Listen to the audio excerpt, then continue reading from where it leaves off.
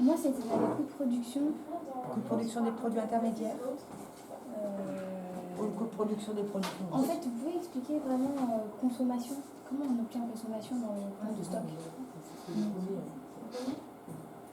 C'est dans l'énoncé. C'est ça? Va sur 1480, s'il te plaît. Ah, la consommation, c'est la sortie. C'est une donnée saisie. Ah, si. D'accord, donc là, en fait, on avait en stock initial 80, on en a produit 1600, c'est celui qui est là. D'accord. Et on en a ressorti du stock, ça c'est la sortie en fait. D'accord, ça c'est la côté entrée. Dans données saisies. La sortie, on l'a calculée de façon automatique ici. D'accord, le beurre de cacao, on sait qu'on avait 1480. En fait, la sortie, c'est la consommation. C'est la consommation. Parce que voilà, là, c'est une Ici, il faut vous dire que cette partie-là, c'est les entrées.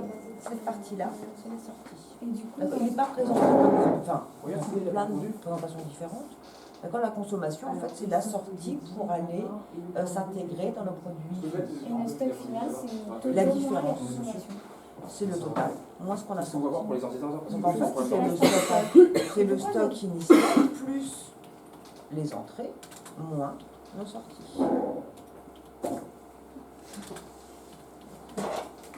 On arrive au stock initial.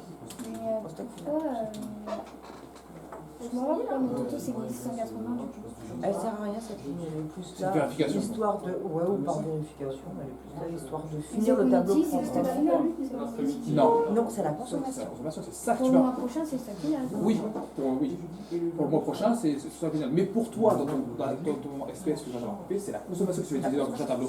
Regarde, d'ailleurs, montre-lui Nathalie. Dans le... Hop là, ici les 1480, on va les retrouver ici, beurre de cacao. Que tu vas utiliser pour. Mais c'est pareil pour la pâte de cacao, c'est pareil pour, qu'est-ce qu'on avait, le tourteau. Le tourteau, on l'a produit ici. C'est un produit On va le intermédiaire. rechercher là. On avait, tout à l'heure avec Marion, Anne-Marion nous a dit, parce que je crois que tu l'avais demandé à l'oral à quelqu'un, si on nous demande d'utiliser la méthode PEPS, est-ce que tu peux nous montrer comment on fait dans ce cas-là? Si jamais ils nous demandent. Alors, regardez ceux qui veulent voir la méthode PEPS. Donc la méthode PEPS, vous allez devoir expliquer ce qu'elle est. Ici, la méthode du CEMP, vous prenez les entrées plus le stock initial, vous calculez une moyenne, ça vous donne le coût unitaire moyen pondéré. La méthode PEPS est différente, donc on va reprendre le tableau, on va le remettre un petit peu plus loin, d'accord? Donc nos entrées sont forcément identiques, d'accord? On a produit toujours autant de plaquettes de chocolat, toujours au même prix, donc ici notre ligne totale, elle n'a pas bougé. C'est là. Oui, parce que là il faut refaire Les formules. les formules.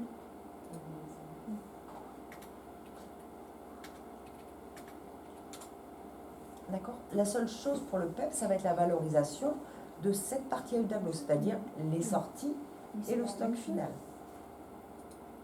On sait qu'on va toujours vendre 45 345 plaquettes de chocolat. Madame, pourquoi dans le stock initial on a 85 alors que vous avez 320? Ah oui, c'est la même chose. Ah, c'est parce qu'il y a un écart sur ma ligne. Quand j'ai repris, ça a copié l'autre ligne. Ah, Ok. ça, c'est- Donc là, on arrive au même toto. J'ai seulement fait un copier-coller, d'accord?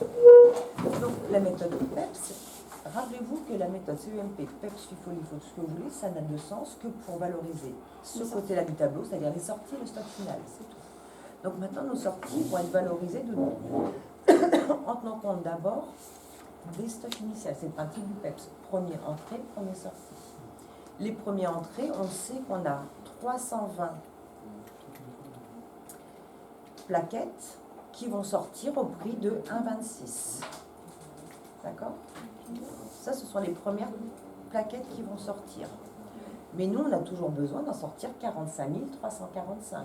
Vous déduisez les 60. Donc, par déduction, il faut encore qu'on sorte 45 025 plaquettes. Celles à 1,26, il n'y en a plus. Donc, elles vont sortir au tarif de 1,07 €. Donc, notre sortie totale va être valorisée par la somme des deux. D'accord? Donc on va avoir une consommation totale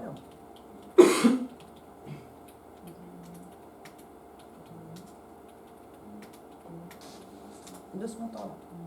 Donc notre stock Et là, on ne doit pas final, calculer le coût. Non, on s'en fout. Non. si vous voulez, vous pouvez calculer Ouais, mais ça n'a pas vraiment le stock d'intérêt. final en bas, le total, Donc ça sera les 45 960 plaquettes qu'on avait, moins les 45 345 qu'on a vendues. Notre stock valait 49 023 euros. On en vend pour 48 367. Il nous reste en stock 655,15 euros. Et là, effectivement, si vous voulez remplir la case, vous faites une division et vous avez le coût unitaire. Voilà, je rajouterais juste que j'ai bien aimé ce qu'elle a dit, et ça, dites-le, elle a bien insisté tout de suite que ça ne change rien pour les entrées. Donc vraiment, ça aussi, vous pouvez le dire, vous le dites, ça valorisera seulement les sorties. Ça, c'est pas mal dit. Et voilà. Valoriser votre sortie, votre stock final. C'est le seul intérêt. Donc, là, c'est présenté comme ça, on l'a pas tout. Tu aurais pu le présenter en vertical aussi. Voilà. Ouais, mais c'est vrai. Et autre chose, vous dites qu'elle aurait pu être utilisée cette méthode parce que c'est de la matière première et donc il y a des dates de péremption, donc ça aurait été logique qu'on l'utilise aussi. Ça, si vous pouvez le rajouter aussi. Voilà. Et voilà. Et ça, c'est pas le prix de vente. Hein. Faites attention, c'est pas le prix de vente, c'est le coût de production des produits, des matières utilisées dans les produits vendus ou dans les produits fabriqués. Mais c'est le coût de production, c'est pas le prix de vente. Ouais, c'est le coût de production des produits vendus. Vous avez d'autres questions? Vous pouvez aller dans le coût de revient, s'il vous plaît? Rappelez-vous, un coût, c'est une somme de charges dans la méthode des coûts complets. Nous avons nos charges directes et nos charges indirectes dans tous les calculs de coûts. Et ça, c'est que des choses qu'on a créé des onglets différents.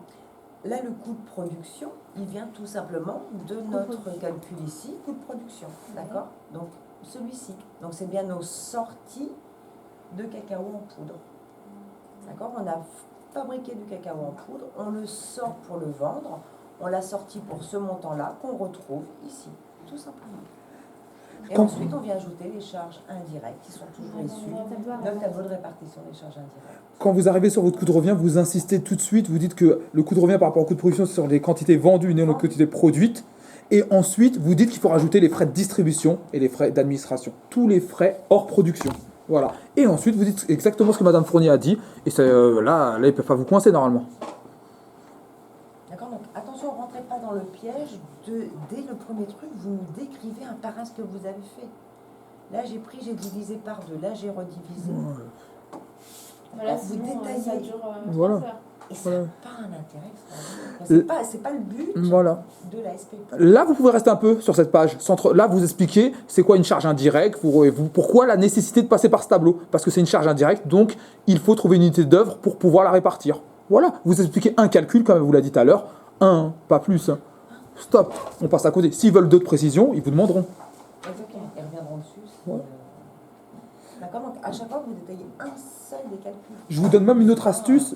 Une autre astuce, c'est souvent, par exemple, vous arrivez sur la page, tu peux aller sur le tableau de répartition, vous dites, là, c'est le tableau des charges indirectes. Vous ne donnez pas la définition des charges indirectes. Et vous attendez qu'ils vont vous poser la question. À 80%, ils vous posent la question. Et là, vous rebondissez dessus. C'est ce qu'on n'arrête pas de vous dire. Une stratégie.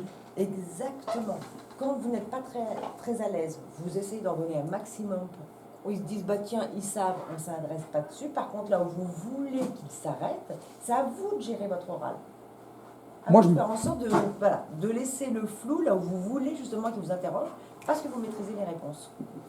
Par exemple, là, sur le centre auxiliaire, on voit qu'il y a une prestation réciproque. Vous dites juste, c'est une prestation réciproque, et vous arrêtez là. Eux, s'ils veulent savoir c'est quoi une prestation réciproque. Sur celui-là. Si, il y a eu moins 1500. Ah, il y a... Si, il y en a que... Ah oui, il y en a qu'un. Ouais, excuse-moi, voilà, autant pour moi. Mais là, vous dites, ouais, donc là, il n'y a même pas à dire. Vous arrêtez juste, vous dites une charge indirecte, vous arrêtez là. Et eux, s'ils vous posent la question, vous avez tout, vous savez c'est quoi une charge indirecte. Une charge qui, d'ailleurs, moi j'ai oublié, une charge qui ne concerne pas qu'un seul élément de coût, mais qui concerne plusieurs éléments de coût. Et donc, elle nécessite une. Voilà. Ouais, qui ne peut pas être directement affectable à un élément de coût. Exemple, mon salaire, moi en tant que comptable. Voilà, je ne travaille pas uniquement pour la production de beurre de cacao ou de cacao en poudre. Et hop, on passe. Et après, ce qui est bien aussi, c'est faire une phrase, par exemple, avec un des éléments qui est en bas. Par exemple, va sur le 0,14, par exemple. 1 kg de fèves concassées coûte 0,14 € de charge indirecte dans l'atelier concassage. Là, vous décrivez un calcul. Et là, le moins 2500, c'est le total du coût de transport et qu'on va répartir. Exactement. Transport, au départ, il supportait en charge, en répartition primaire, 2275 €. Il est venu, et vous le voyez ici, supporter 15% du service entretien, ce qui fait donc 225. Il va donc au total supporter 2500 € de charges indirectes. Là, le principe de la répartition secondaire est d'avoir les centres auxiliaires à zéro au profit des centres principaux. Car ils ne sont pas directement liés à la production. Donc on est obligé de les faire transiter par un centre principal, là d'affecter une unité d'œuvre, et eux, ils vont être en lien avec la production. C'est tout. C'est des centres auxiliaires, ce sont des centres support. Exemple, l'entretien. L'entretien, tu ne peux pas faire directement un lien entre l'entretien et ton produit fabriqué. Par contre, l'agent d'entretien, il nettoie les centres qui leur permettent de fonctionner. Voilà, c'est... D'accord, il rend des services au centre de production. Ok. D'autres questions sur Candy? Ok, donc rentrez pas dans le piège de détailler formule cellule par cellule ensemble. En plus, ça n'a même pas d'intérêt. T'as des questions, c'est quoi? Une pour leur expliquer que vous avez pigé. On s'arrête là ou continuer? Sarah et Marie, vous avez des questions? Non, c'est bon. C'est bon, Catherine? Ah, elle est bien cette vidéo. On passe de Gourmandine. Je laisse ou genre je remets? Non, Vous pouvez faut faire faire la un vidéo tour. aussi. Je fais. La vidéo de Monsieur Gentil, elle est un peu floue, elle est enfin.